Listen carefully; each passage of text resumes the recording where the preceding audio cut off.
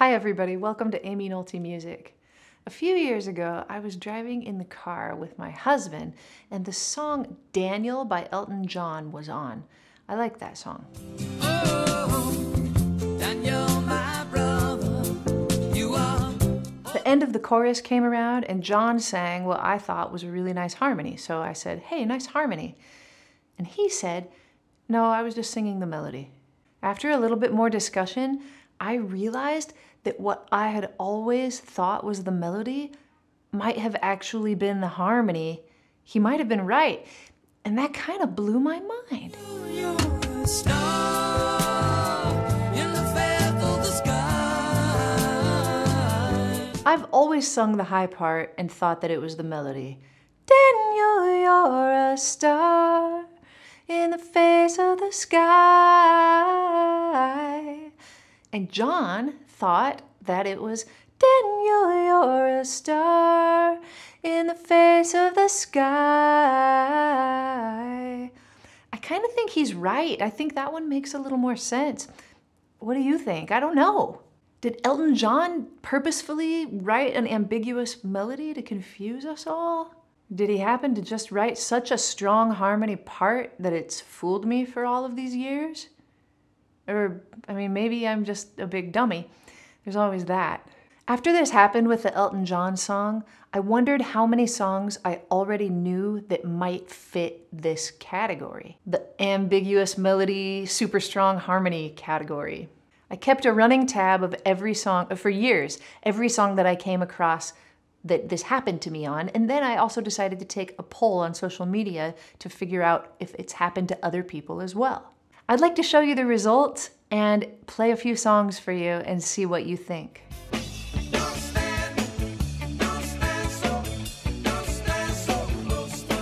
I don't even know what the right answer is on this one. But you know, I think that's okay. More on that later.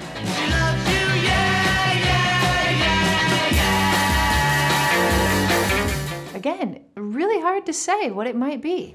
When there was no ear to hear.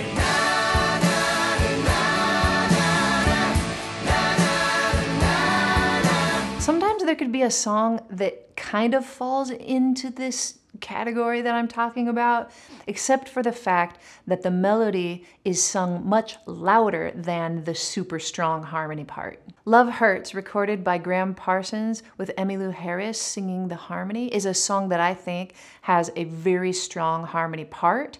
But to me, it's not a question of which one is the melody and which one's the harmony, just for the sheer fact that Graham's part is much louder than Emmylou Harris's part.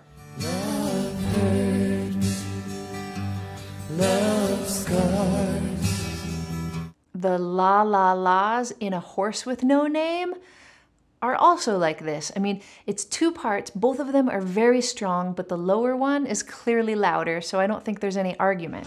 La, la, la, la, la, la, la, la. But it's somebody like Michael McDonald, who is known for his dense harmonies, that might actually fool us sometimes. Oftentimes the harmonies that he records, to me, are all so similar to each other in volume that it can be hard to pick out which one is actually the melody. And I think it's pretty cool.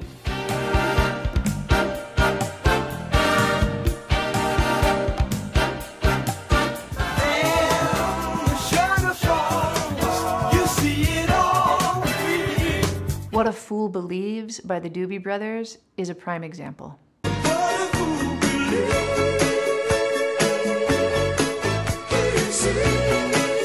What a fool believes, or what a fool believes. Both lines are very strong. And both of them, they're equally strong in my mind, and I honestly don't know which one is the melody or if I need to even decide. How about the song Your Mama Don't Dance and Your Daddy Don't Rock and Roll? Now this one also has a very strong harmony part. Your mama don't dance and your daddy don't rock and roll.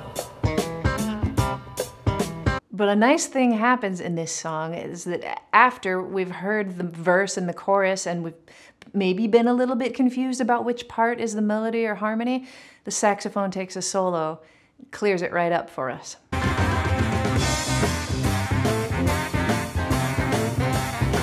If we take the beginning of the chorus of Africa by Toto, we can clearly see that these high notes are the melody.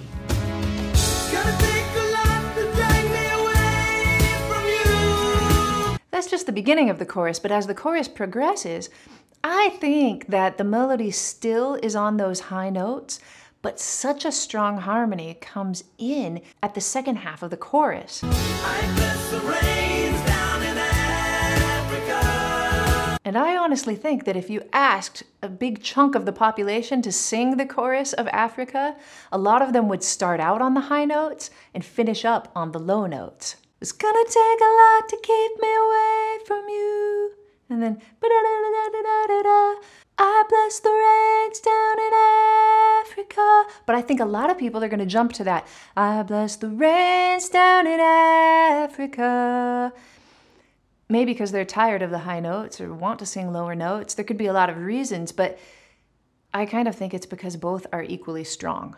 They also might just be tired of singing one note. One-note melodies are really difficult to pull off. This is just a little samba built upon a single note. Other notes are bound to follow, but the root is still that note. Although it's possible. I think sometimes, and this is really interesting to me, that artists compose two melody lines that are meant to be sung at the same time as each other, and neither line is meant to be thought of as the harmony or the melody at all, ever, but they exist at the same time, kind of like a counterpoint. It happens in the song Feeling This by Blink-182 toward the very end of the song.